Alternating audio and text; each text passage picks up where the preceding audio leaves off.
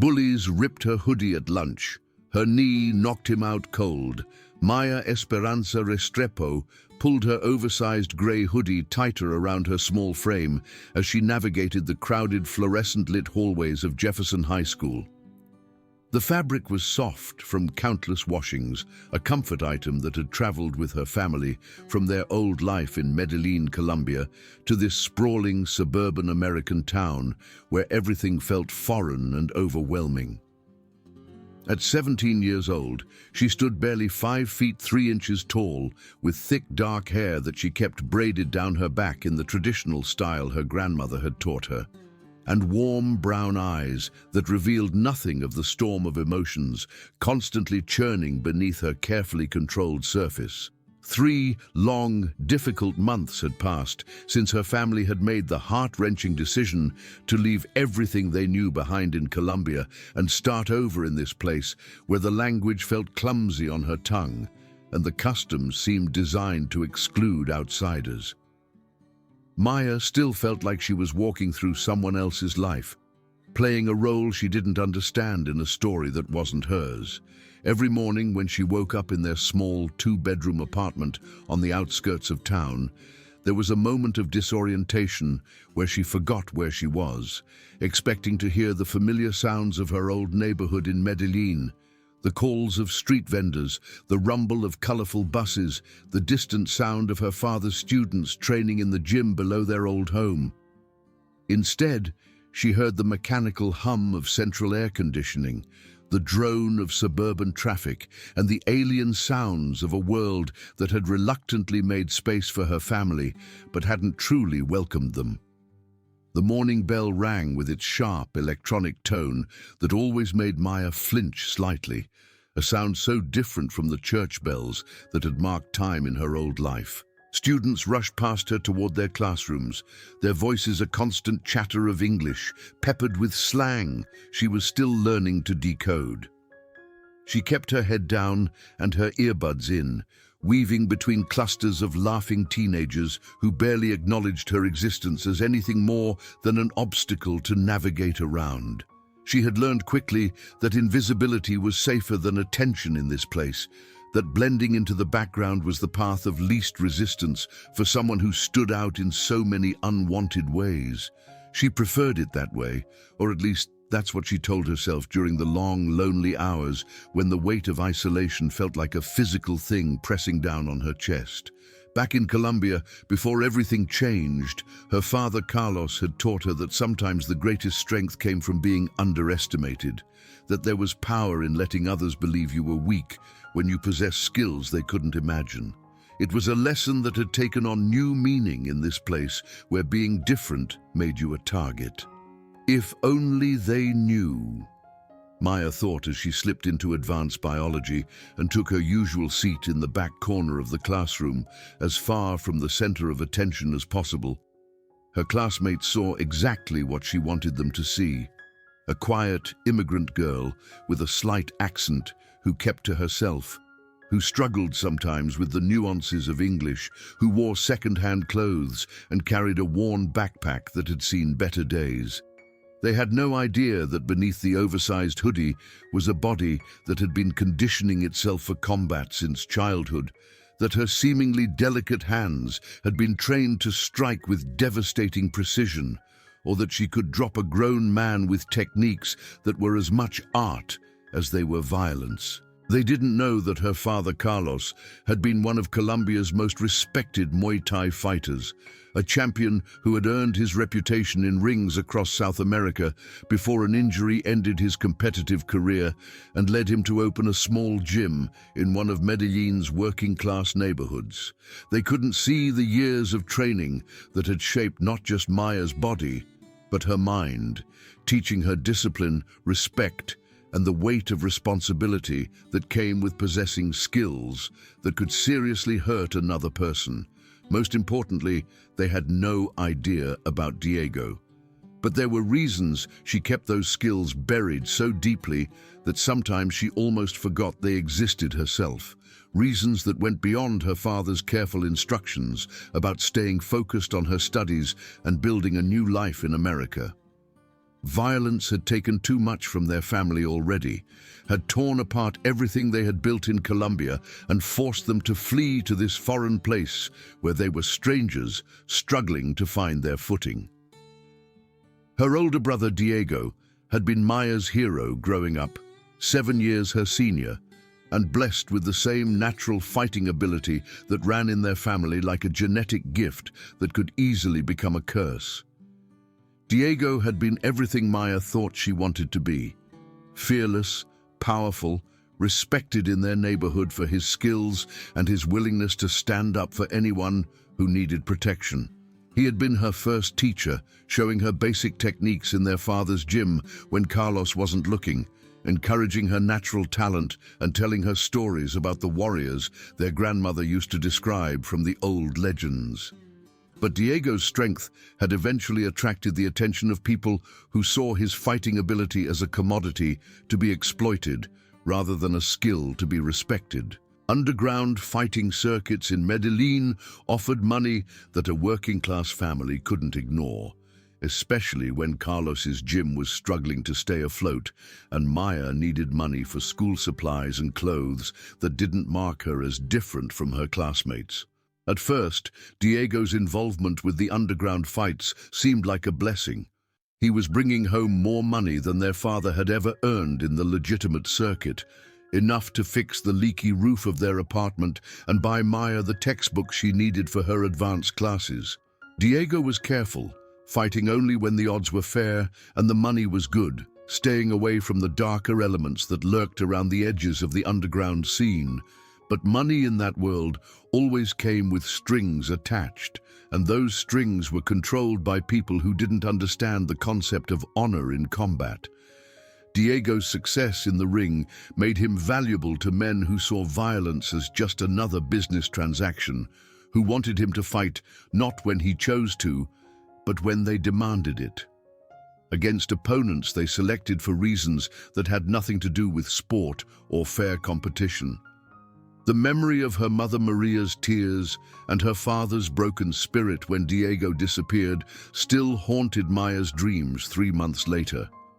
He had left their apartment one evening, telling them he had to take care of some business and would be back before midnight. Maya had been doing homework at the kitchen table, and Diego had stopped to ruffle her hair and tell her to study hard so she could have opportunities he never had. That was the last time anyone in their family saw him alive. The official police report called it a robbery gone wrong, but everyone who knew anything about the underground fighting world understood what had really happened. Diego had tried to walk away from the circuit, had wanted to go legitimate, and maybe even immigrate to America, where he could use his skills to build a better life for his family. But men who had invested money in his success weren't willing to let their asset disappear without consequences. Carlos had found Diego's body in an alley 3 blocks from their apartment, beaten to death with a brutality that spoke of professional efficiency rather than random violence. The very skills that had made Diego a champion in the ring hadn't been enough to save him when he was outnumbered and caught off guard by people who fought without honor or restraint. Maya remembered the sound her mother made when Carlos came home that night, a wailing that seemed to come from somewhere deeper than grief, a sound that spoke of dreams dying and futures being rewritten in blood. She remembered how her father had aged a decade in the span of a single evening, how his shoulders had sagged under the weight of guilt and loss, how he had stared at his hands as if seeing them for the first time and wondering what they were for if they couldn't protect his son. The decision to leave Colombia had been made that very night, though it took months of careful planning and saving every peso they could scrape together to make it happen. Carlos sold his gym for far less than it was worth. Maria took extra shifts cleaning office buildings downtown, and Maya worked weekends at a local market, all of them focused on the singular goal of getting far enough away from the violence that had claimed Diego to build a life where strength could be used for creation rather than destruction. The immigration process had been a nightmare of paperwork, interviews and waiting, made worse by the constant fear that Diego's former associates might decide that the Restrepo family knew too much about their operations to be allowed to leave quietly. There had been nights when strange cars drove slowly past their apartment, when phone calls came at odd hours with no one on the other end, when Maya's parents spoke in whispers and kept the curtains drawn even during the day.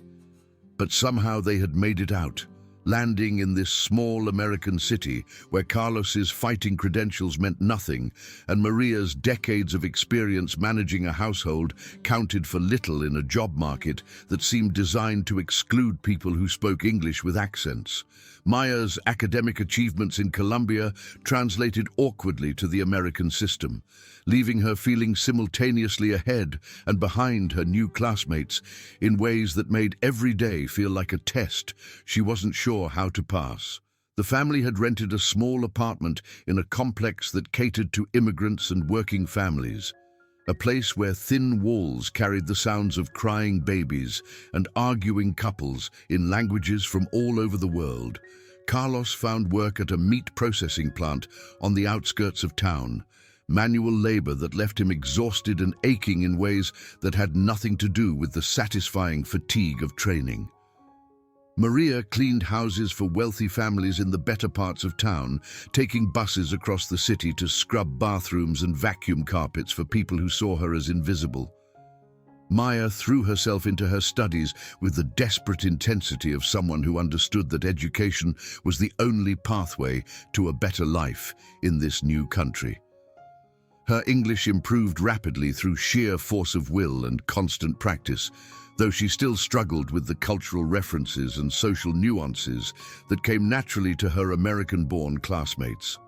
She enrolled in advanced placement classes, despite the guidance counselor's suggestion that she might want to take things slowly while adjusting to her new environment, determined to prove that her worth wasn't diminished by her accent or her family's financial struggles. But academic success couldn't fill the hole left by the loss of everything familiar, and Maya found herself struggling with a loneliness that felt like drowning in slow motion. She missed the warmth of Colombian culture, the way neighbors knew each other's families going back generations, the celebrations that brought entire communities together to share food and music and stories. Here, people lived behind closed doors and polite smiles, maintaining distances that felt impossible to bridge. She missed her grandmother's voice, telling stories about their ancestors, missed the smell of her mother's cooking when she had access to the right ingredients, missed the sound of her father's laughter when he was teaching students in his gym, rather than coming home bone-tired from work that didn't feed his soul. Most of all, she missed Diego's presence, the way he had made her feel protected and valued, the easy confidence he had brought to every room he entered.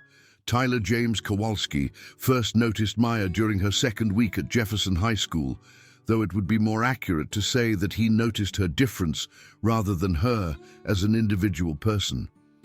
At 18 years old, Tyler stood 6 feet 2 inches tall, with the broad shoulders and thick neck that came from years of varsity football, his sandy brown hair always perfectly styled with expensive products, his clothes bearing the subtle but unmistakable markers of wealth and privilege that separated the social elites from everyone else at Jefferson High.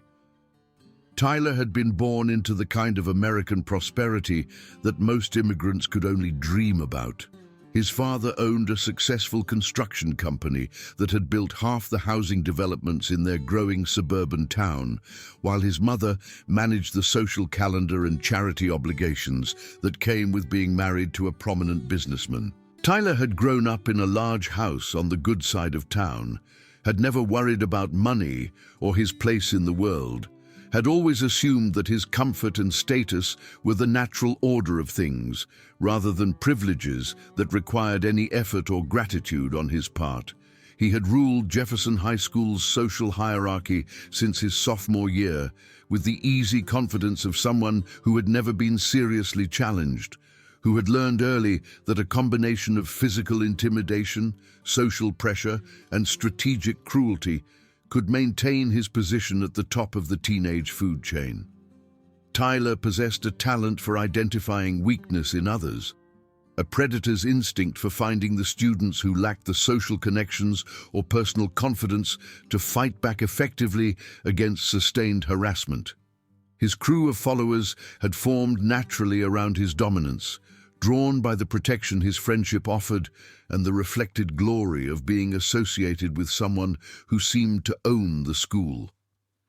Brandon Mills was his lieutenant, a stocky redhead with a cruel smile who had learned that his own insecurities could be temporarily forgotten by participating in Tyler's campaigns against those even more vulnerable than himself. Jessica Park provided the female perspective in their operations, a blonde girl with perfectly applied makeup and a smile that never reached her eyes, who wielded social media and reputation destruction with surgical precision. Together, they had created an ecosystem of fear and submission that allowed them to move through Jefferson High like royalty, taking what they wanted and discarding anyone who failed to show proper deference. Teachers who should have intervened either didn't notice or chose not to see what was happening. Administrators who should have enforced policies against bullying seemed more concerned with maintaining the school's reputation than protecting vulnerable students. Tyler's targeting of Maya began almost immediately after she arrived at Jefferson High, though it started with the kind of casual racism and xenophobia that he had learned to disguise as humor or legitimate concern. He noticed her accent during a class presentation about cellular biology, the way she pronounced certain words with the musical inflection of Spanish speakers who were still adjusting to English phonetics. He saw how she dressed, in clothes that were clean but clearly second-hand, that fit awkwardly and bore the subtle signs of having been worn by someone else first. Most importantly, he saw how she responded to minor provocations, with downcast eyes and quiet withdrawal, rather than the anger or defiance that would have made her a less appealing target. Maya seemed to carry herself like someone who was trying to take up as little space as possible, who was actively working to avoid drawing attention to herself in any way. To Tyler's predatory instincts, this behavior marked her as perfect prey. "Look what we have here," Tyler announced one Tuesday morning as Maya passed his locker, his voice carrying that particular tone that made other students slow down to watch the developing entertainment. The hallway, filled with the tension that always preceded Tyler's performances, the electric anticipation of witnessing someone else's humiliation from the safety of the crowd. "Little Columbia thinks she can just walk around here like she belongs." Maya kept walking, her jaw clenched, but her face maintaining the neutral expression she had perfected over years of dealing with her father's difficult students back in Medellin. She had learned early that bullies fed on reactions, that showing fear or anger only encouraged them to escalate their attacks. The techniques her father had taught her for dealing with aggressive opponents in the ring applied equally well to navigating the social dynamics of American high school, though the weapons here were words and social pressure rather than fists and feet. "Hey, I'm talking to you," Tyler called out, his voice getting louder as he caught up with her, his athletic stride easily covering the distance between them. Brandon Mills appeared at Maya's other side as if by magic, the practiced teamwork of predators who had cornered countless victims in these same hallways. Together, they boxed Maya against the lockers, their bodies creating a wall that blocked her path forward, while their positioning made it clear to watching students that this was an intentional confrontation rather than a chance encounter. "I don't want any trouble," Maya said quietly, her accent making the words sound softer and more vulnerable than she intended. The English felt clumsy in her mouth when she was under stress, the carefully practiced pronunciations dissolving into the more comfortable rhythms of her native Spanish. "I just want to get to class." Tyler laughed harshly, the sound cutting through the murmur of watching students like a blade. "You hear that, Brandon? She doesn't want any trouble. That's real polite." He leaned closer, invading Maya's personal space with the calculated aggression of someone who understood that physical intimidation was often more effective than actual violence. But see, this is our school, and we don't like stuck-up immigrants who think they're better than everyone else. The hallway had grown quieter as more students stopped to watch, drawn by the spectacle of Tyler's latest performance. Maya could feel dozens of eyes on her, some curious, some uncomfortable, a few displaying the hungry anticipation of people who enjoyed witnessing cruelty as long as they weren't the ones being targeted. The weight of their attention felt almost physical, pressing down on her shoulders and making her want to disappear entirely. "Please move," Maya said, looking directly at Tyler for the first time, her brown eyes meeting his with a steadiness that surprised him. "I don't want to be late." Something flickered in Tyler's expression at her calm response, a brief moment of uncertainty that was quickly replaced by increased aggression. He had expected tears, pleading, maybe anger, emotions he knew how to manipulate and exploit. Instead, he saw something in Maya's eyes that looked almost like pity, a quality that suggested she saw him more clearly than he was comfortable with. The realization that this small immigrant girl wasn't afraid of him in the way he expected made his face flush with embarrassment and rage. "You think you're tough?" Tyler stepped closer, using his height advantage to loom over Maya's small frame in a display of dominance that had worked on countless other victims.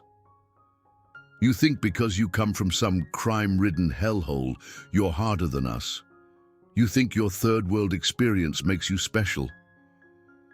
The casual racism stung, but Maya had heard worse during her family's immigration process from officials who spoke about Colombia as if it were a single entity defined entirely by violence and poverty rather than a complex country with rich culture and history. What bothered her more was how the other students watched with detached interest, treating her humiliation as entertainment rather than recognizing it as an injustice that demanded intervention. This was just another form of violence, she realized, one that was socially acceptable because it used words instead of weapons. "I think you should let me pass," Maya said, her voice steady despite the anger building in her chest like pressure in a sealed container. Her father's training echoed in her mind. Control your breathing, maintain your distance, never let your opponent dictate the terms of engagement. Tyler's hand shot out and shoved Maya's shoulder, sending her stumbling back against the lockers with a metallic clang that echoed through the suddenly silent hallway. "I think you should learn some respect for the people who built this country before you showed up to take advantage of our generosity." For just a moment, Maya's muscles tensed with trained reflexes that had been drilled into her through thousands of hours of practice. Her father's voice echoed clearly in her mind. "Step back with your right foot to create distance. Keep your hands up to protect your center line. Drive the knee up and through the target with your hips behind it." The technique was so deeply ingrained that she could feel her body wanting to move, to respond to Tyler's aggression with the devastating efficiency that had been her second nature before they left Colombia. She could almost see the sequence of movements that would end this confrontation in seconds. A quick step to create the proper distance. Her hands coming up to grab Tyler's head and control his posture, her knee driving upward into his solar plexus with enough force to double him over and leave him gasping for air. It would be so easy, so satisfying, and it would certainly solve the immediate problem of his harassment. Instead, Maya straightened her hoodie and picked up her backpack with movements that were deliberately slow and controlled, a display of calm that required more strength than any physical technique. "Okay," she said simply, and walked away.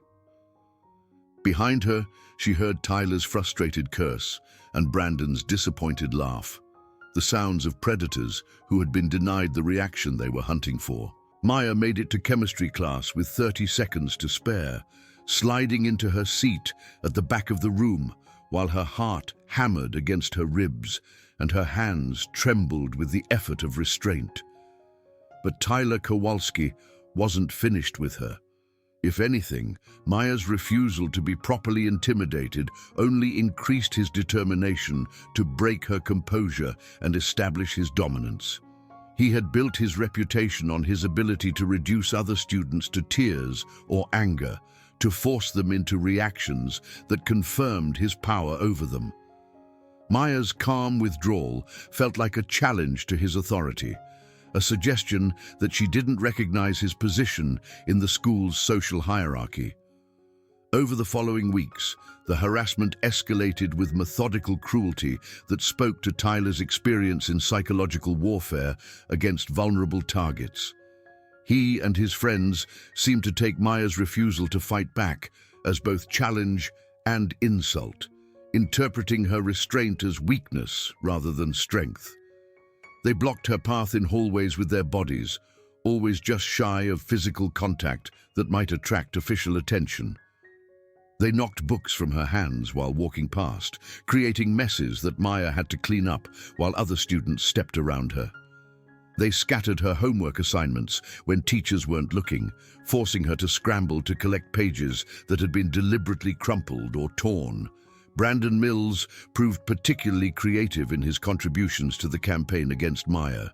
He had somehow discovered her locker combination, possibly through observation, or perhaps by bribing someone who worked in the main office, and began leaving nasty notes inside among her textbooks and supplies. "Go back where you came from. Nobody wants you here. Your English sucks almost as much as your clothes. Immigration services should know about you."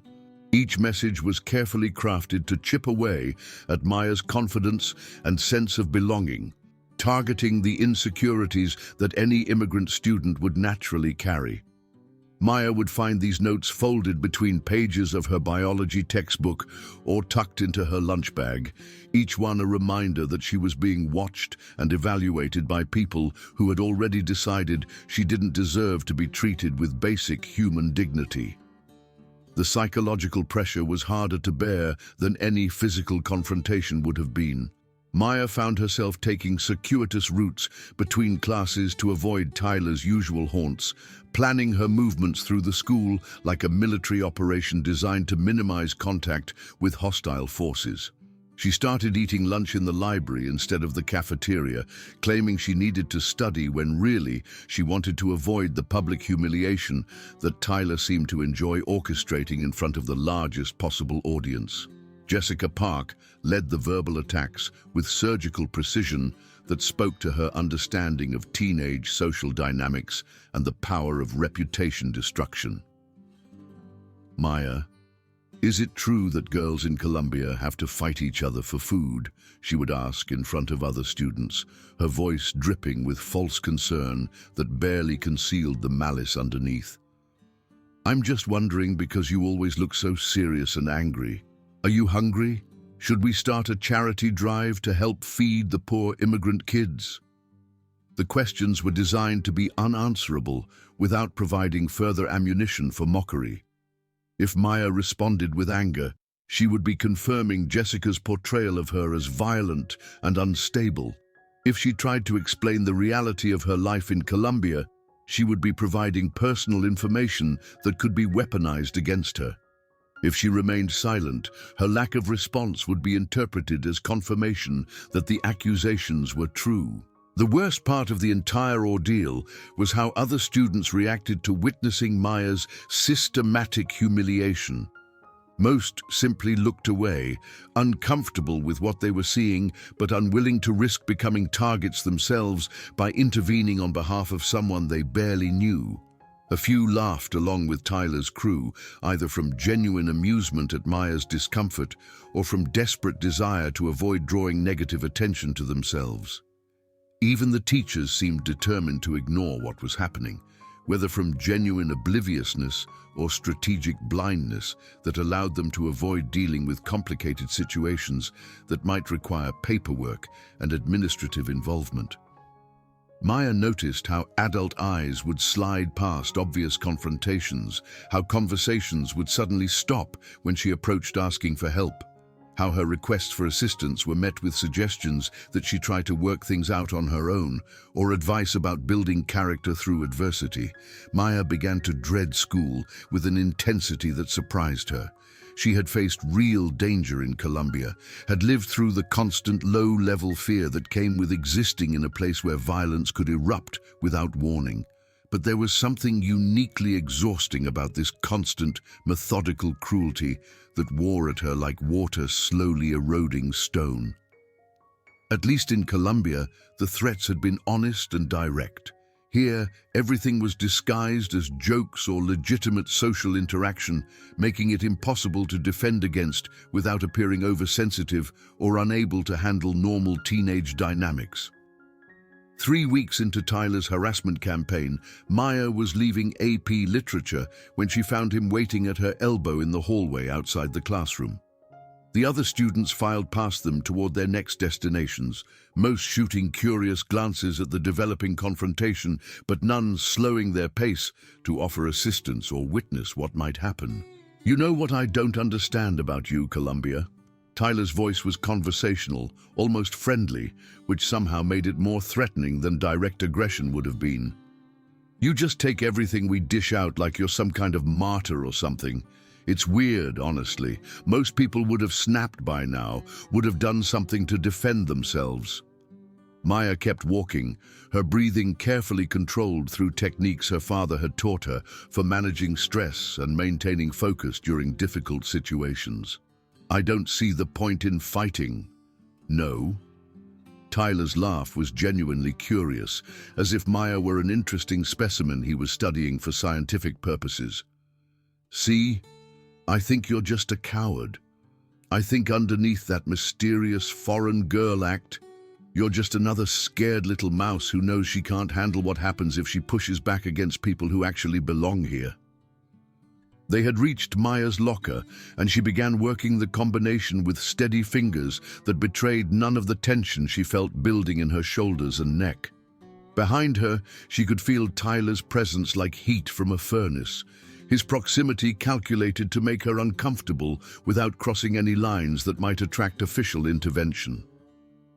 "My dad says people like you come here thinking you can just take advantage of American generosity," Tyler continued, his voice getting louder to attract the attention of other students in the hallway. "Says your family probably snuck across the border in some truck, and now you think you deserve to be in classes with real Americans who were born here legally." Maya's hands stilled on her locker door, the casual cruelty of his assumptions hitting her like a physical blow. Tyler's reduction of her family's legal immigration process to racist stereotypes, his dismissal of their years of paperwork and interviews and waiting, his suggestion that they had somehow cheated their way into the country rather than following every rule and paying every fee, finally hit something deeper than her patience could cover.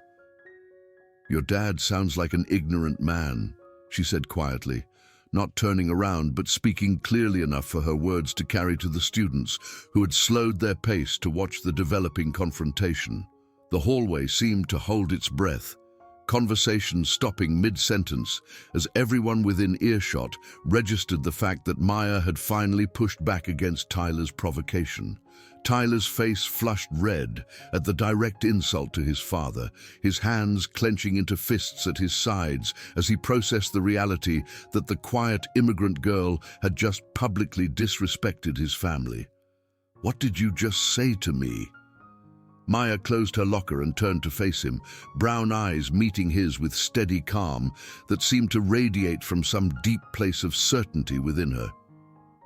"I said your father sounds ignorant. Anyone who teaches their son to judge people based on where they come from instead of who they are, that's ignorance. Maybe it's not his fault if no one ever taught him better, but it's still ignorance." Tyler seemed genuinely shocked that Maya had finally pushed back, his entire worldview built on the assumption that he could say whatever he wanted to people he perceived as weaker without facing any consequences. For a moment, his expression showed confusion rather than anger, as if he couldn't quite process the reality that his victim had become something other than passive. Then his expression darkened with a rage that made other students instinctively step away from the confrontation, recognizing the signs of someone whose carefully maintained self-image had just been shattered in public. "You little bitch," Tyler growled, his voice low and dangerous, vibrating with barely controlled fury. "You have no idea who you're messing with, no idea what I can do to make your life here miserable." "And you have no idea who you're messing with," Maya replied, her voice still calm, but with an edge that hadn't been there before, a quality that suggested depths of strength and determination that Tyler had never bothered to consider. Something in her tone made Tyler hesitate for just a second, some instinctive recognition that he might have miscalculated the nature of his opponent. But then Brandon Mills appeared beside him, as if summoned by some invisible signal, and Jessica Park materialized with her phone already out and ready to record whatever happened next. "We'll see about that," Tyler said, stepping so close to Maya that she had to tilt her head back to maintain eye contact, his physical dominance once again asserting itself now that he had backup and an audience. "Tomorrow, lunch period, you and me are going to settle this once and for all, and everyone in this school is going to see what happens to immigrants who don't know their place." Maya nodded once, her expression unreadable as she met his challenging stare. "Okay." That night, Maya sat in her family's small apartment kitchen, staring at untouched homework while her father Carlos prepared dinner with the careful precision that marked everything he did. The apartment was tiny by American standards, but clean and warm, filled with the smells of Colombian cooking and the soft sounds of Spanish television from the living room where her mother was watching the evening news from home. Carlos Restrepo moved through the cramped kitchen with the careful economy of motion that marked former fighters, his hands quick and precise as he chopped vegetables for their evening meal. At 45 years old, he still carried himself with the controlled power that had made him a champion in Colombia's Muay Thai circuits before a knee injury ended his competitive career and led him to open the small gym where he had spent the best years of his life, teaching young people not just how to fight, but how to carry themselves with dignity and respect. The transition to life in America had been harder on Carlos than he liked to admit. The meat processing plant where he worked was loud, dangerous, and filled with supervisors who seemed to take pleasure in treating the immigrant workers as disposable equipment rather than human beings. His hands, which had once been instruments of artistry in the ring and tools of inspiration in his gym, now spent 10 hours a day cutting meat and hauling boxes in conditions that left him exhausted and aching in ways that had nothing to do with the satisfying fatigue of training. But Carlos endured the indignities of his new life because he understood what they had cost Diego, because he knew that every day of monotonous work was a day that his surviving child was safe from the violence that had claimed his son. He had made peace with being diminished in order to protect what remained of his family. "Mija, you've been quiet tonight," Carlos observed without looking up from his cooking, his father's intuition picking up on the tension that Maya thought she had been hiding successfully. "Something troubling you at school?"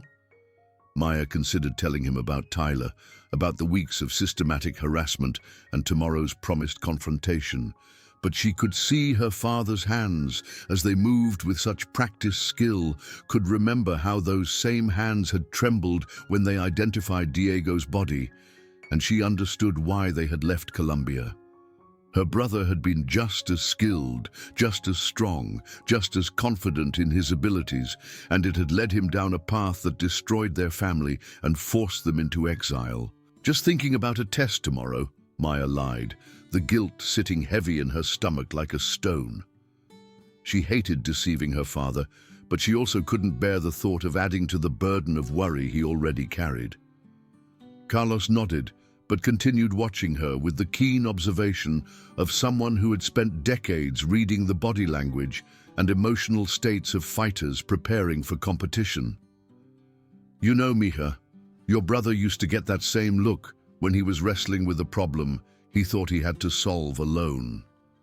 The mention of Diego made Maya's chest tighten with a familiar combination of grief and guilt that had become her constant companion since his death. Her older brother had been her hero growing up, the one who first taught her basic techniques when their father wasn't watching, who had encouraged her natural talent and told her stories about the legendary female fighters their grandmother used to describe from Colombian folklore. Diego had been everything Maya thought she wanted to be: fearless, powerful, respected in their neighborhood for his skills and his willingness to stand up for anyone who needed protection. Until that strength became a weapon that attracted the wrong kind of attention and ultimately led to his destruction. "I remember," Maya said quietly, her voice thick with emotion she was trying to suppress. "Diego thought his strength was meant for fighting," Carlos continued, moving to the stove and adjusting the heat under their evening meal. "He believed that because he could win, he should win. That power was meant to be used. That strength without action was meaningless." Carlos paused, his own voice heavy with the weight of regret and lost possibilities. "It took me too long to teach him that real strength. Real strength is knowing when not to fight." Maya felt tears prick at her eyes as she thought about all the lessons Diego would never learn, all the wisdom he would never have the chance to acquire or pass on to the next generation. What if someone doesn't give you a choice? What if they keep pushing until you have to push back? Carlos turned to look at her directly, his dark eyes serious and filled with the kind of understanding that came from having faced similar choices himself. "There is always a choice, Mija, but sometimes all the choices are hard ones, and sometimes the right choice is the one that costs us the most." He moved to sit across from her at their small kitchen table. "Is someone at school giving you trouble?" Maya met her father's gaze and saw not just concern, but recognition, the look of someone who understood exactly what she was going through because he had lived through similar challenges himself. "There's a boy who's been making things difficult. He says things about our family, about Colombia, about me. He makes other students think I don't belong here." Carlos nodded slowly, his expression showing no surprise at this revelation. "And what do you want to do about this boy?" Maya thought about Tyler's sneering face, about Brandon's cruel notes hidden in her locker, about Jessica's calculated insults designed to humiliate her in front of classmates. She thought about how other students looked through her like she didn't exist, how teachers pretended not to see what was happening, how the entire system seemed designed to protect bullies while abandoning their victims. "I want him to stop," Maya said finally, her voice steady despite the emotions churning in her chest. "And if he won't stop when you ask him to, if he continues to hurt you because he thinks you're too weak to make him pay for his cruelty." Maya met her father's eyes and saw her own determination reflected there. The same fierce protective instinct that had driven him to fight professionally and later to risk everything to keep his family safe. "Then I want him to understand that he picked the wrong person to mess with." Carlos was quiet for a long moment, studying his daughter's face with the careful attention of someone making a decision that could change everything. Then he stood and moved to a cabinet high above their refrigerator, reaching behind boxes of rice and beans to pull out a small wooden case Maya hadn't seen in months. Inside the case, nestled in faded red velvet, were the tools of his former life. His old competition mouthguard, worn and shaped by years of use, hand wraps that still bore the stains of sweat and effort, and a small medal from his last professional victory, tarnished now but still carrying the weight of achievement earned through dedication and sacrifice. "Your brother's mistake was not that he fought," Carlos said, running his fingers over the worn leather of his hand wraps with something approaching reverence. "His mistake was that he fought for the wrong reasons, for money, for reputation, for pride, for the excitement of violence itself. He looked up at Maya, his eyes reflecting years of hard-won wisdom. But sometimes, Mija, we fight because it's the only way to protect something important. Sometimes we fight not because we want to hurt someone, but because we need them to understand that they cannot hurt us without consequences. Maya felt something shift inside her chest, like a door opening after being locked for too long, like permission being granted for something she had been denying herself for months. "If this boy will not listen to words," Carlos continued, his voice taking on the authority of someone who had spent years teaching young people how to channel their aggression constructively, "then perhaps he needs a different kind of education. But you must promise me something." "What?" "Promise me that when it's over, it's over. No revenge, no pride, no proving points to anyone except the person who needs to learn respect. You teach him what he needs to learn, and then you walk away and let that be the end of it." Maya nodded, understanding the weight of what her father was saying and the responsibility he was placing on her shoulders. "I promise." Carlos smiled, the first real smile she had seen from him in weeks, an expression that reminded her of the man he had been before Diego's death changed everything. "Then let's make sure you're ready to keep that promise." They spent the next hour in the apartment's small living room, moving furniture aside to create enough space for Maya to review techniques she hadn't practiced in months. Her body remembered the movements with startling clarity, muscle memory taking over as Carlos guided her through the fundamentals that had been drilled into her since childhood. The precise timing of a knee strike generated not from the leg alone, but from the entire body working in coordination. The way to generate maximum power from her hips and core, turning her entire frame into a weapon that could deliver devastating force despite her small size. The importance of distance and positioning, of creating the right angles and maintaining the proper balance between aggression and control. Carlos watched with the critical eye of a former champion, correcting small errors in her form and reminding her of principles that went far beyond mere technique. "Remember," he said, as they finished their impromptu training session, "you are not trying to destroy him. You are teaching him respect. There is a difference, and that difference is what separates warriors from thugs." The next morning, Maya walked into Jefferson High School with energy that felt fundamentally different from anything she had experienced since arriving in America. She wore the same oversized hoodie and carried the same worn backpack, but something essential had changed in how she moved through the hallways, how she carried herself in relation to the world around her. There was a straightness to her spine that hadn't been there before, a steadiness to her gaze that seemed to look through the surface of things to some deeper truth underneath. Several students noticed the difference without being able to identify exactly what it was, some quality of presence that suggested hidden depths and carefully controlled power.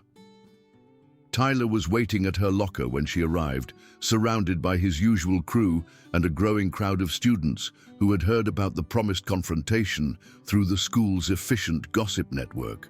Word had spread through social media and whispered conversations with the speed that only teenage drama could achieve, and by the time Maya appeared, there were at least 30 students clustered in the hallway, their phones ready to record whatever happened next. "Well, well," Tyler announced loudly as Maya approached, his voice carrying the theatrical quality of someone performing for an audience. "Look who decided to show up. I was starting to think you chickened out and ran back to Mexico where you belong." "Colombia," Maya corrected quietly, working her locker combination with steady hands that showed none of the tension she felt building in her muscles. "And I don't run from bullies."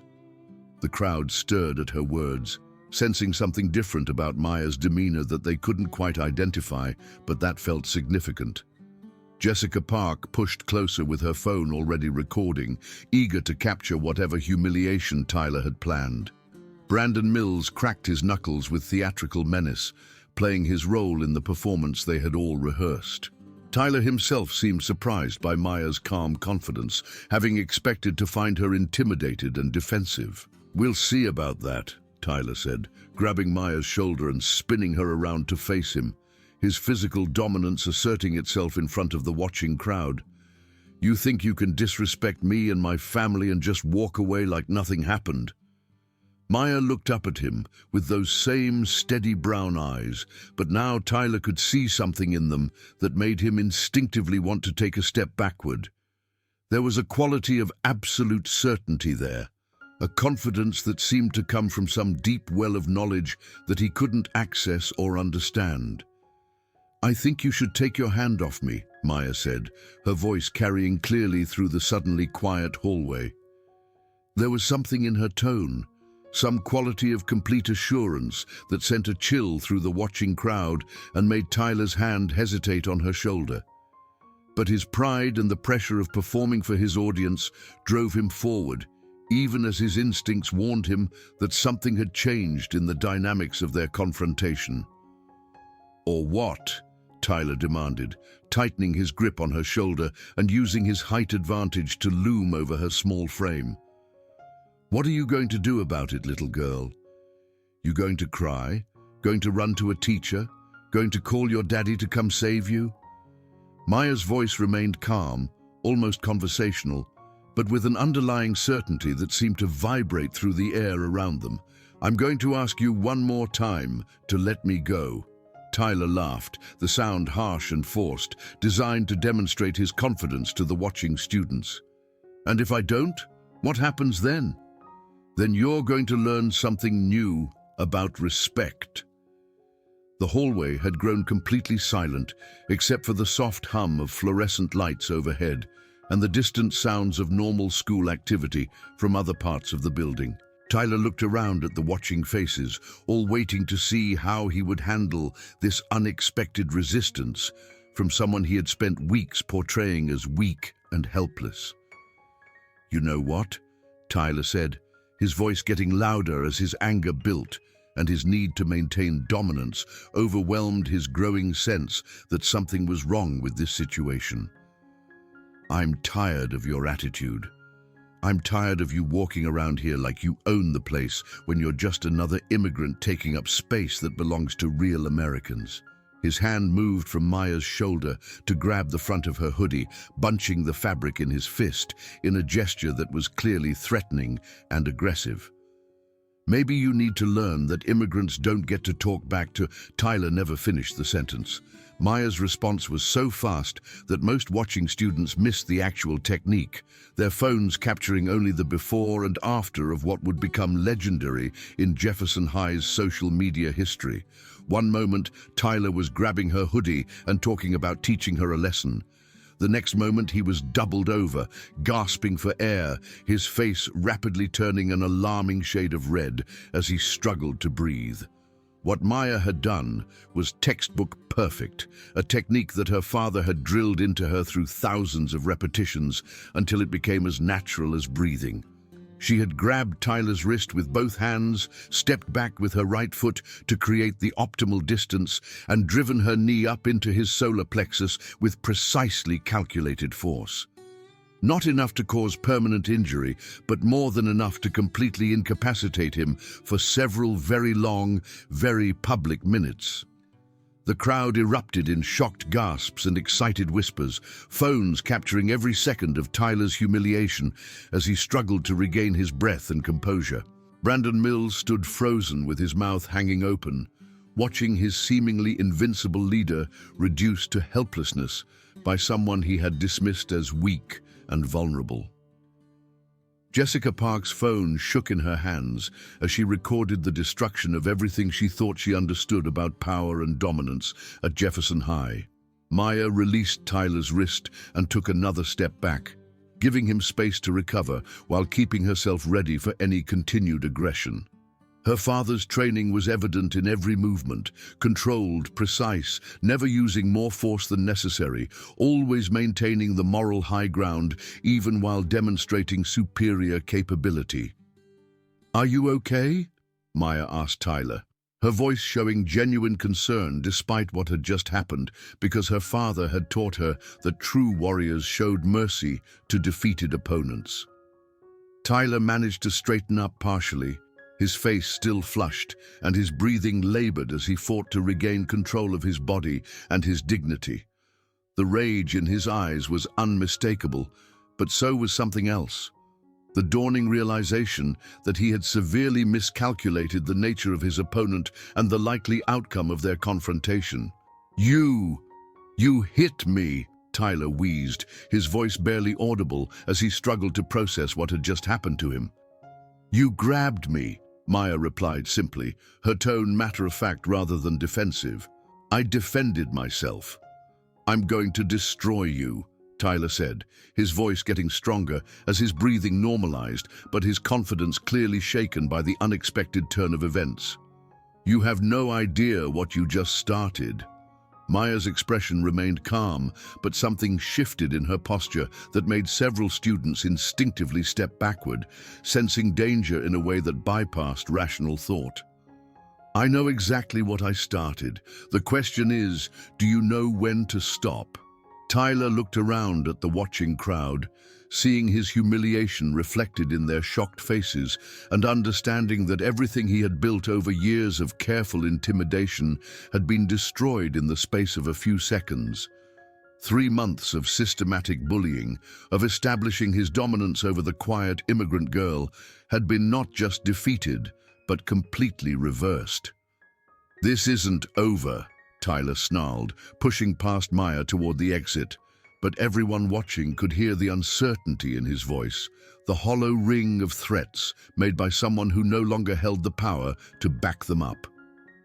Brandon Mills followed his leader without a word, shooting Maya a look that mixed fear with newfound respect and a dawning understanding that the social hierarchy they had taken for granted was more fragile than they had ever imagined.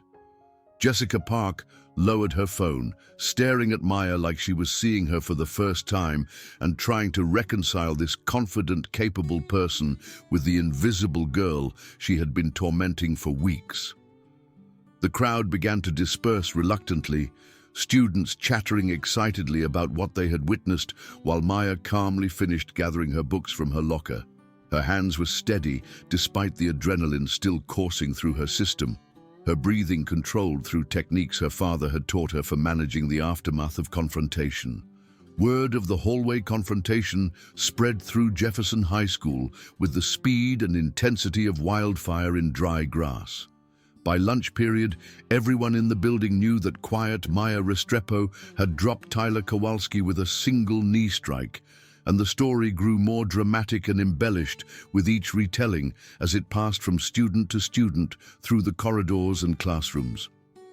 Maya ate her lunch in the library as she had done every day since starting at Jefferson High, but she was far from alone as she usually was. Students found excuses to walk past her table, sneaking glances at the girl who had humiliated the school's biggest bully and trying to reconcile her small, quiet presence with the devastating efficiency she had displayed that morning. A few even approached her directly, suddenly eager to be friendly with someone who had demonstrated such unexpected power. "That was absolutely amazing what you did to Tyler," said Lisa Brennan, a sophomore who had never spoken to Maya before, but now slid uninvited into the chair across from her table. "I can't believe you knew karate or whatever that was. Where did you learn to fight like that?"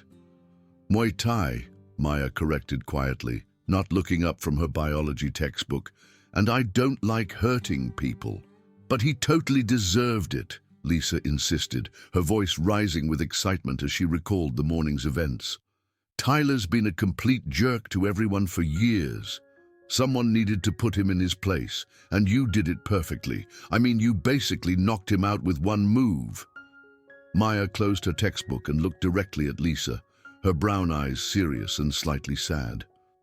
"Where were you when he was harassing me for the past 3 weeks? Where were you when he was calling me names and knocking my books out of my hands and making me feel like I didn't belong here?" Lisa's enthusiasm faltered as she was confronted with the uncomfortable truth of her own complicity through inaction. I wanted to say something, but it was easier to pretend you didn't see it," Maya finished, her voice gentle but uncompromising. "Until I handled it myself and made it safe for you to suddenly care about what was happening." The uncomfortable reality of Maya's words sent Lisa away quickly, but she wasn't the last student to approach Maya's table that day.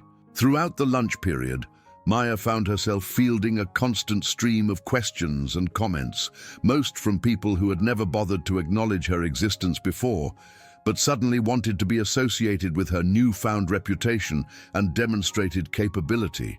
Tyler himself was notably absent from the cafeteria, though reports filtered back through the student grapevine that he was in the nurse's office claiming stomach flu. Maya knew he was probably fine physically. She had been careful to use just enough force to make her point without causing real damage, but his pride and social standing would take much longer to heal than any physical injury. The nurse had probably seen through his excuse immediately, but school policy required that she treat all student health complaints seriously, regardless of their obvious relationship to social embarrassment. Tyler would spend the rest of the day in the health office, avoiding the stares and whispers that would have followed him through every hallway and classroom. Maya finished her lunch and her homework in the relative quiet of the library, surrounded by the familiar comfort of books and the soft sounds of students studying. But even in this sanctuary, she could feel the weight of attention and expectation that came with having demonstrated capabilities that most of her classmates couldn't even imagine. It was after her last class of the day, as Maya was walking across the parking lot toward the bus stop that would take her home to her family's small apartment, that Tyler finally made his move for revenge. The confrontation that morning had been public and humiliating, but it had also been limited by the school setting and the presence of teachers who might have intervened if things had escalated too far. Out here in the parking lot, with school officially dismissed and adult supervision minimal, Tyler felt he could settle things on his own terms without worrying about official consequences or administrative interference. Maya saw him coming from across the asphalt expanse, flanked by Brandon Mills and two other football players she didn't recognize, but who carried themselves with the aggressive confidence of people accustomed to using physical intimidation to get what they wanted. Tyler's face was set in grim determination, his earlier humiliation having clearly festered throughout the day into something darker and more dangerous. Maya stopped walking and let them approach, her backpack hanging loose from one shoulder and her posture relaxed but ready.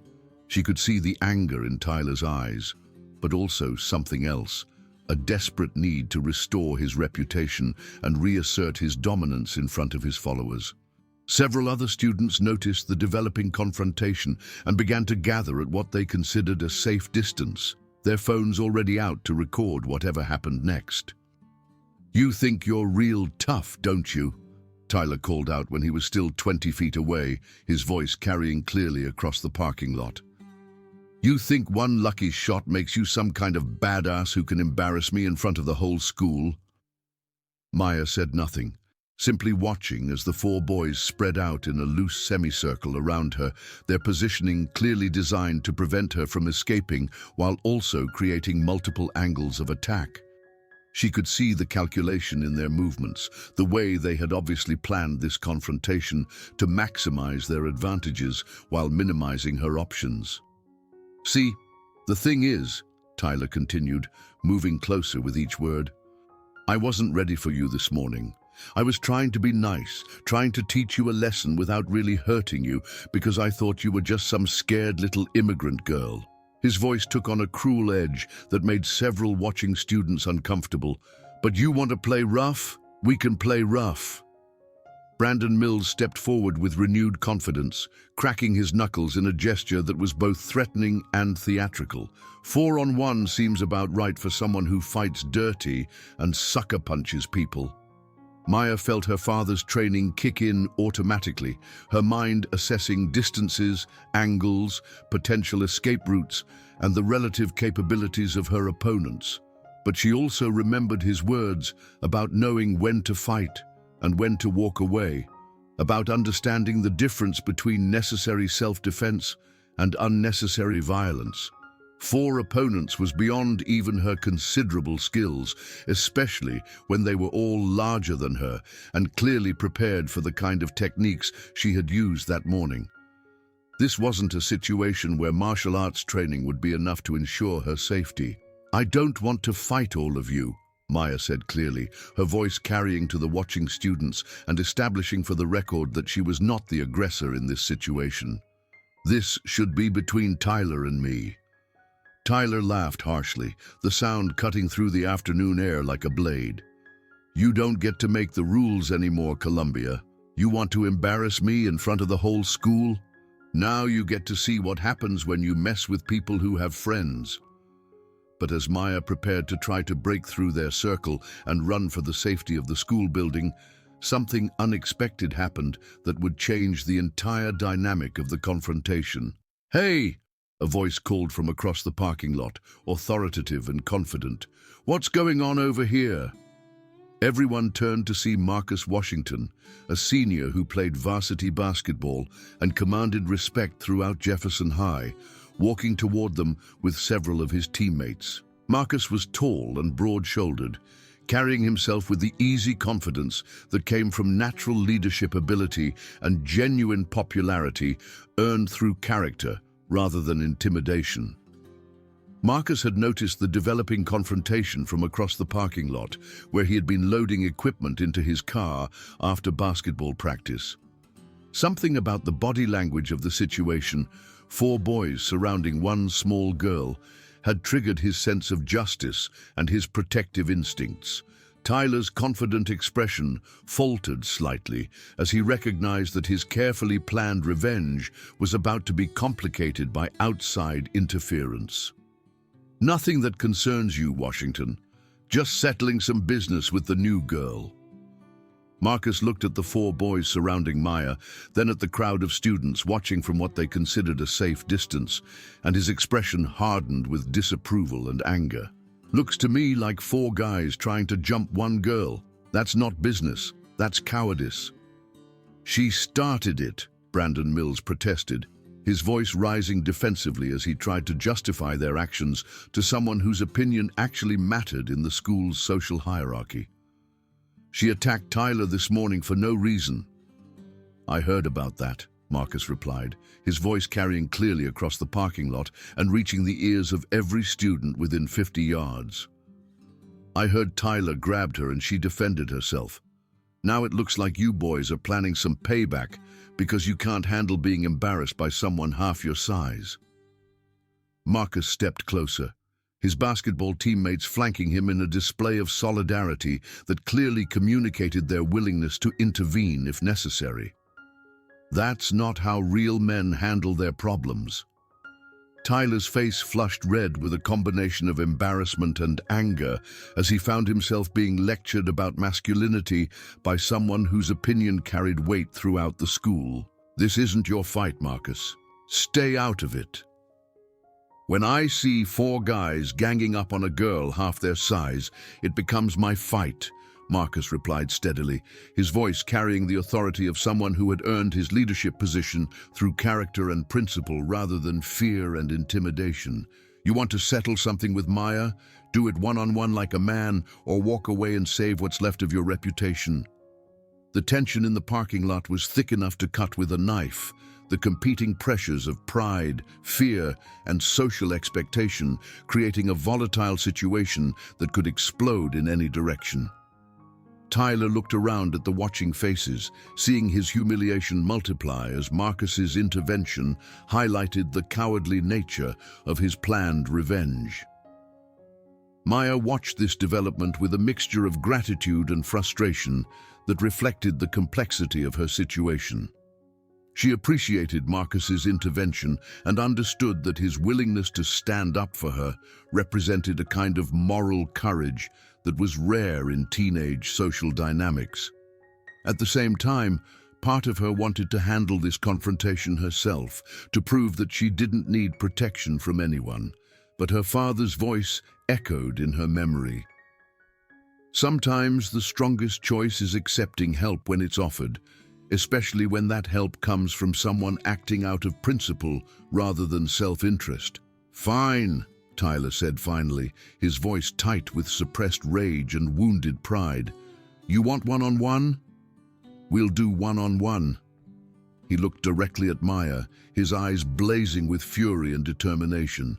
"You and me, right now. No interference from anyone." Marcus started to object, clearly concerned about the wisdom of allowing any kind of physical confrontation, but Maya held up a hand to stop him before he could voice his concerns. "Thank you," she said to Marcus, her voice sincere and filled with genuine appreciation for his willingness to intervene on behalf of someone he barely knew. "But this is something I need to finish myself." Marcus studied her face for a moment, seeing something there, a combination of confidence and determination that convinced him to step back and allow her to handle the situation as she saw fit. "Your choice," he said. "But if this turns into anything more than a fair fight, I'm stepping in immediately." Maya nodded her understanding and appreciation, then turned to face Tyler with a calmness that seemed to come from some deep well of certainty within her. The crowd had grown larger, drawn by the prospect of witnessing what promised to be an epic confrontation that would be talked about for years to come. Students pulled out their phones to record what they sensed would be a defining moment in Jefferson High's social hierarchy. Tyler stripped off his jacket and handed it to Brandon Mills, his movements sharp with anger and adrenaline as he prepared for what he clearly believed would be his redemption. At 6 feet 2 inches and 200 pounds of football-conditioned muscle, he dwarfed Maya's small frame, and the contrast was even more dramatic now that they were facing each other without the distractions of hallway crowds and locker room dynamics. "Last chance to walk away," Tyler said, rolling his shoulders and settling into what he probably thought was an intimidating fighting stance based on movies and video games rather than any actual training. "I'm not going to go easy on you just because you're a girl." Maya pulled off her oversized hoodie, revealing a fitted t-shirt that showed the lean muscle definition her baggy clothes had hidden for months. Several students gasped at the transformation. Without the concealing hoodie, Maya looked like a completely different person. Her shoulders were broader than anyone had realized. Her arms were corded with the kind of functional muscle that came from years of serious training, and she moved with the fluid grace of someone completely comfortable in her own body. "I wouldn't want you to," Maya replied, her voice calm despite the adrenaline surging through her system and the weight of expectation from the watching crowd. Tyler rushed forward immediately, relying on his size and aggression to overwhelm Maya before she could use whatever techniques had caught him off guard that morning. His attack was clumsy but powerful, driven by months of accumulated rage and humiliation rather than any coherent strategy or understanding of combat dynamics. Maya moved like water flowing around a rock, her father's training taking over as she demonstrated the difference between raw aggression and disciplined technique. She slipped Tyler's wild swing by inches, her footwork carrying her smoothly to his left side, while her hands came up in the classic Muay Thai guard her father had drilled into her since childhood. Tyler's momentum carried him past her, and Maya's elbow found his ribs with surgical precision, a technique designed to cause pain and disruption without inflicting serious injury. Tyler stumbled, more surprised than hurt, and spun to face her again. This time, he was more cautious, beginning to understand that his opponent possessed skills and knowledge that he had never encountered before and couldn't easily counter through brute force alone. "Come on, Tyler!" Brandon Mills shouted from the sidelines, his voice cracking with nervous energy. "She's half your size, just grab her." Tyler feinted with his left hand and threw a powerful right cross that would have dropped most opponents if it had connected cleanly. Maya leaned back just enough for the punch to whistle past her chin, then stepped forward and drove her knee toward Tyler's midsection in a technique that was becoming her signature move. This time Tyler was ready for it, or thought he was. He caught Maya's leg with both hands and grinned triumphantly, thinking he had neutralized her main weapon and could now use his superior size and strength to control the fight. Maya's father had taught her exactly what to do when an opponent caught her kick, a lesson that had been drilled into her through countless hours of practice against training partners who were bigger and stronger than she was. She pushed off with her planted foot and spun in Tyler's grip, her free leg whipping around to catch him in the side of the head with a devastating heel kick that used his own hold against him. Tyler's grip on her caught leg became a liability as the rotational force of her technique turned his strength into her advantage. Tyler released her leg immediately and staggered backward, his eyes unfocused and his balance compromised by the unexpected strike. The crowd gasped at the technique's fluid beauty and obvious effectiveness, phones capturing every second of a demonstration that looked more like a martial arts movie than a high school fight.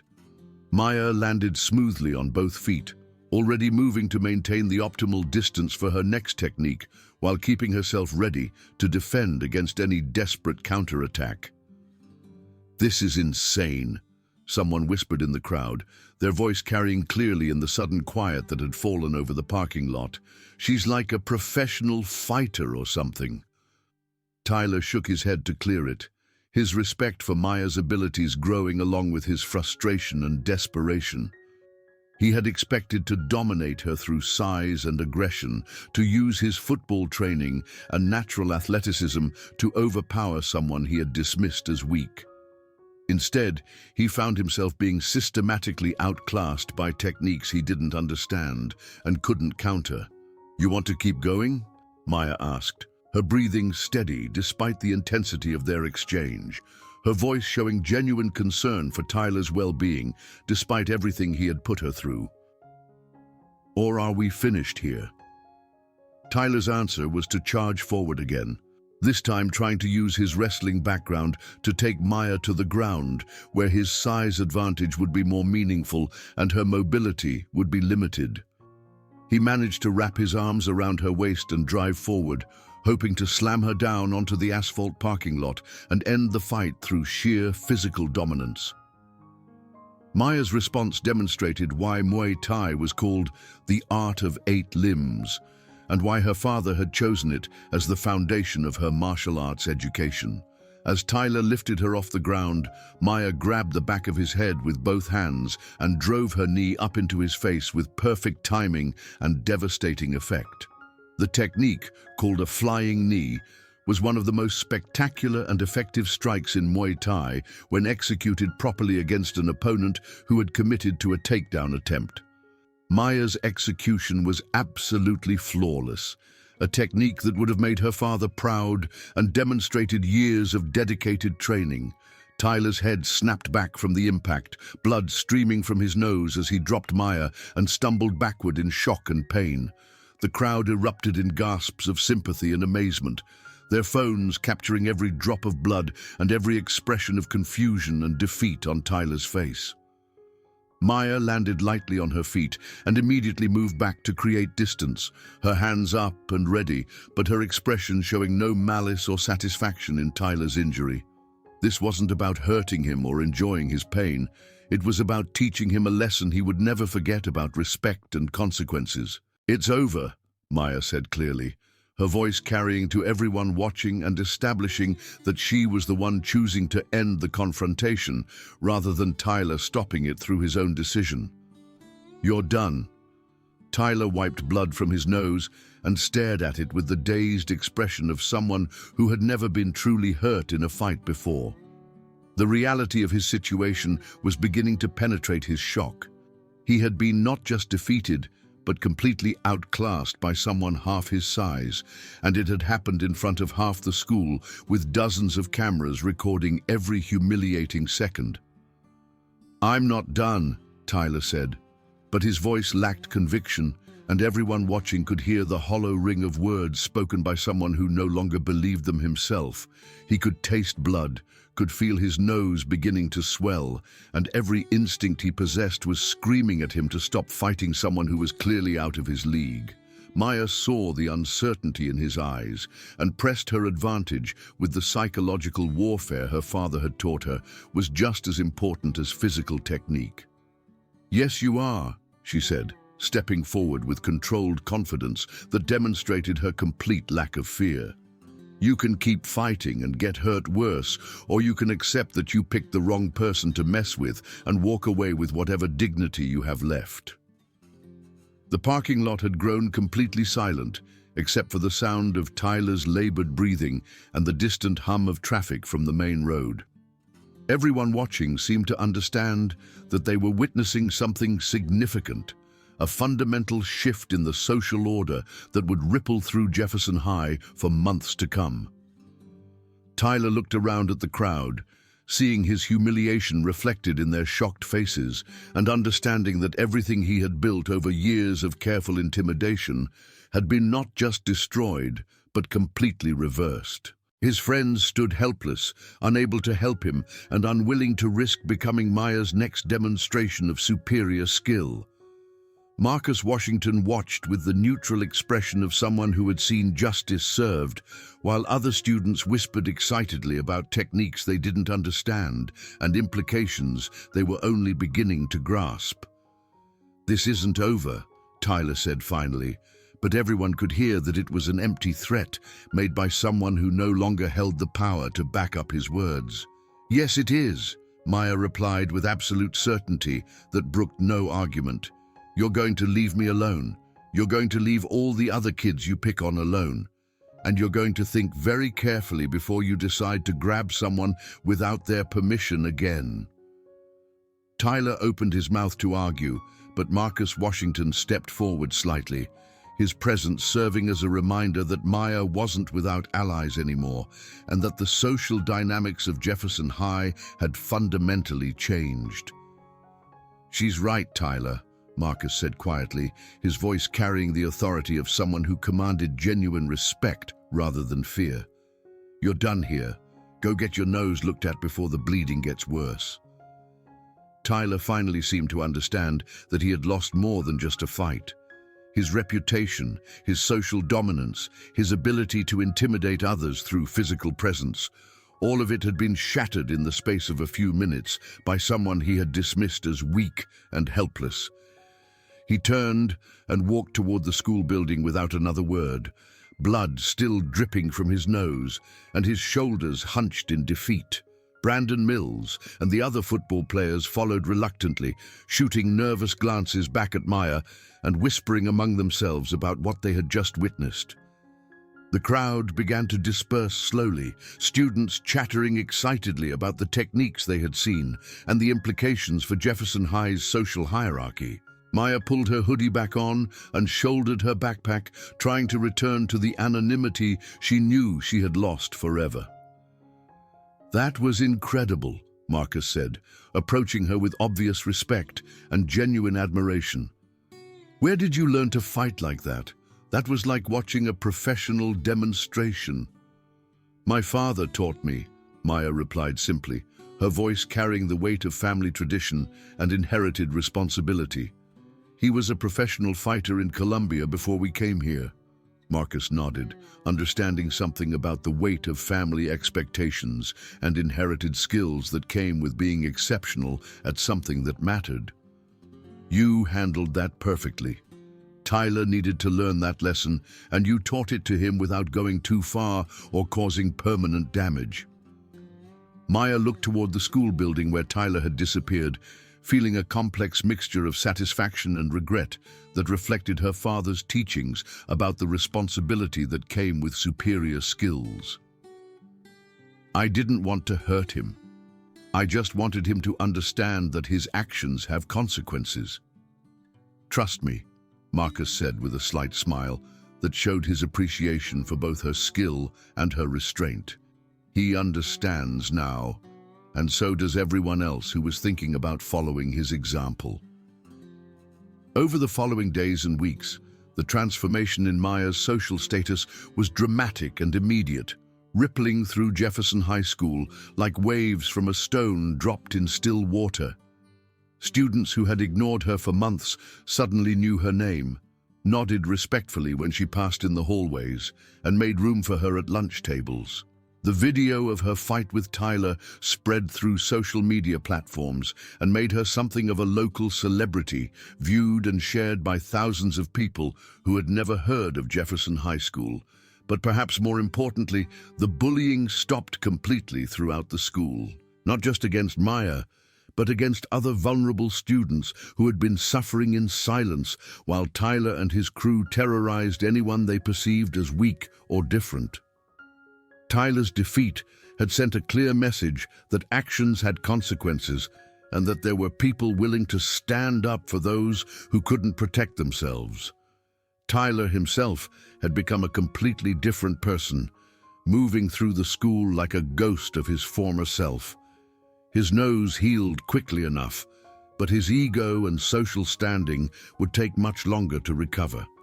He no longer commanded attention or respect through intimidation, no longer held court in the cafeteria or controlled the social dynamics of hallway interactions.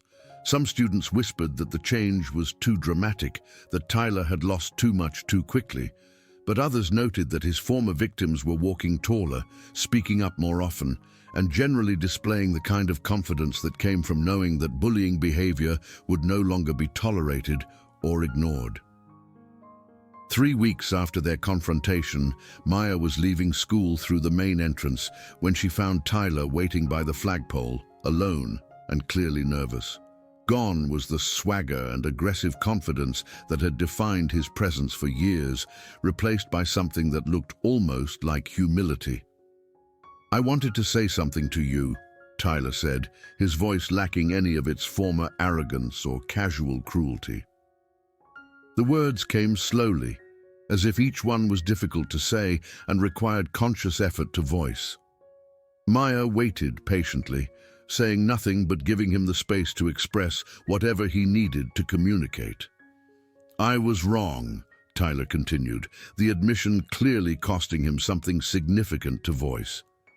"About you, about the things I said about your family, about your right to be here, about everything, really." Maya studied his face carefully, seeing genuine remorse where once there had been only cruel confidence and casual dismissal of other people's humanity. "Why?" she asked simply, wanting to understand what had changed in his thinking. Tyler looked down at his hands, unable to meet her eyes, as he struggled to articulate feelings and realizations that he was still processing himself. "Because I was angry about stupid stuff at home, problems that had nothing to do with you, and I took it out on you because I thought you were an easy target who couldn't fight back." He paused, gathering courage to continue with what was clearly a difficult confession. "Because I was a coward who could only feel strong by making other people feel weak and scared. Because I was taught that being different was the same as being wrong, and I never questioned whether that was actually true." The admission hung in the air between them, carrying the weight of genuine self-reflection and personal growth that Maya hadn't expected from someone she had written off as irredeemably cruel. "And?" Maya prompted gently, sensing that there was more he needed to say. "And I'm sorry," Tyler said, finally meeting her eyes with an expression that showed real understanding of the harm he had caused. "I know that doesn't fix what I did to you, doesn't take back the weeks of harassment and humiliation, but I wanted you to know that I understand why you had to stop me the way you did." Maya was quiet for a long moment, thinking about her father's words about knowing when to fight and when to show mercy, about the difference between justice and revenge. "Thank you for saying that. It means something that you took the time to figure out why what you did was wrong." Tyler nodded and turned to walk away, then paused and looked back at her one more time. "For what it's worth, I'm glad someone finally taught me that lesson about treating people with respect, even if it had to be the hard way." Maya watched him go, feeling something shift inside her chest, like a weight being lifted or a door opening onto new possibilities. The cycle of violence and revenge that had destroyed her brother's life didn't have to continue indefinitely. Sometimes people could learn and change and become better than they had been. Even bullies who seemed beyond redemption could find their way to understanding and growth. That evening, Maya sat at her family's small kitchen table, helping her father Carlos prepare dinner, just as she had done on countless nights since they arrived in America. But everything felt different now, lighter somehow, as if she had finally found the balance between strength and restraint that her father had been trying to teach her since childhood. The apartment still smelled of Colombian spices, and the sounds of Spanish television still drifted from the living room where her mother was watching the evening news from their homeland. But Maya no longer felt like she was living in someone else's story or playing a role in a life that didn't belong to her. "So," Carlos said, as he seasoned their evening meal with the careful attention he brought to everything he did, "I heard from Mrs. Rodriguez that something interesting happened at school yesterday."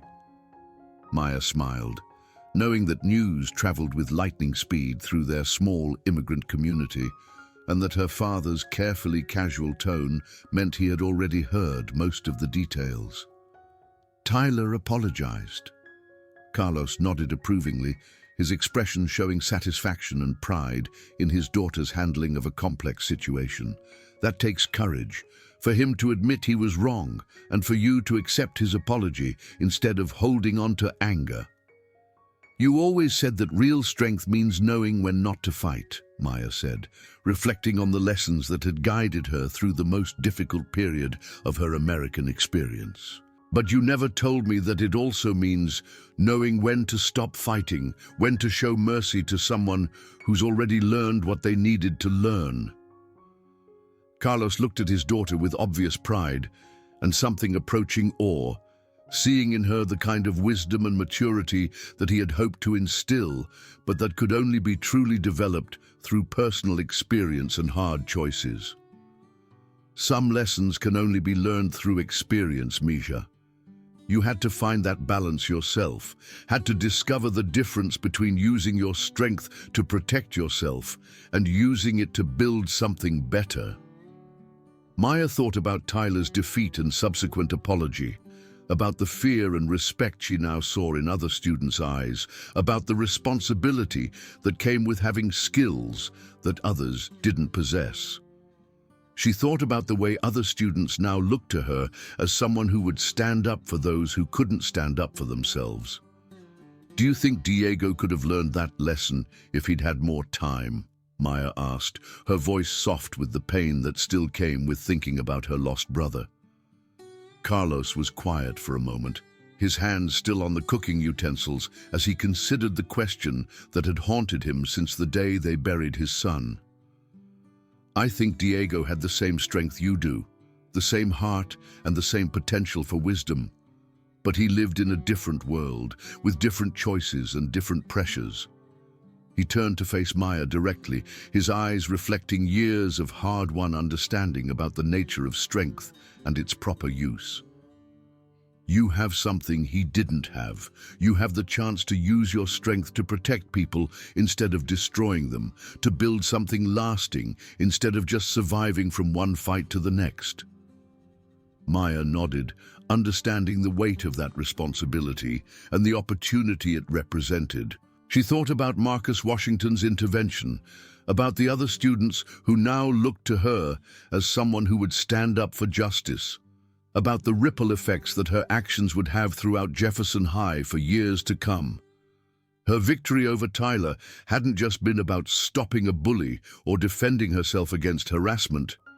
It had been about demonstrating that strength without compassion was just another form of weakness, that true power came from protecting others rather than dominating them. The next morning, Maya walked into Jefferson High School with her head held high, no longer hiding behind oversized hoodies or trying to blend into the background. She had learned that respect couldn't be earned through invisibility, that sometimes standing up for yourself meant accepting the responsibility that came with being strong enough to make a difference in other people's lives. As she moved through the hallways, Maya noticed things she had missed before during her months of trying to remain invisible.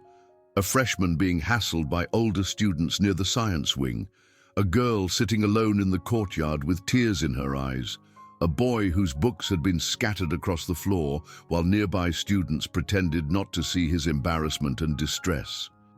Maya had spent months being invisible, hoping that if she didn't draw attention to herself, she could avoid becoming a target while she focused on her studies and her family's adjustment to American life.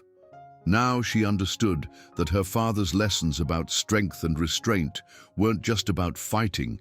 They were about choosing when to act and when to stand aside, when to help and when to let others solve their own problems. Tyler Kowalski had taught her something valuable, even if he hadn't meant to, that the world was full of people who would test your boundaries, who would push until you pushed back, who would continue taking advantage of perceived weakness until someone demonstrated that actions have consequences. But Maya had taught him something valuable in return, that strength without wisdom was just another form of weakness, and that everyone, no matter how small or quiet or different, deserved to be treated with basic human dignity and respect. The scars of their confrontation would fade with time, but the lessons they had learned from each other would last much longer and ripple out through their community in ways neither of them could fully predict. Maya had found her voice and her place in a world that had initially seemed hostile and unwelcoming. Tyler had learned that actions have consequences and that true strength comes from building others up rather than tearing them down. And in the end, both of them had discovered that sometimes the most important battles aren't won through violence, but through the courage to change, to grow, and to become better than the people they used to be. Maya would carry those lessons with her for the rest of her life, using her strength to protect rather than dominate, to build rather than destroy, to create a legacy worthy of her father's teachings and her brother's memory.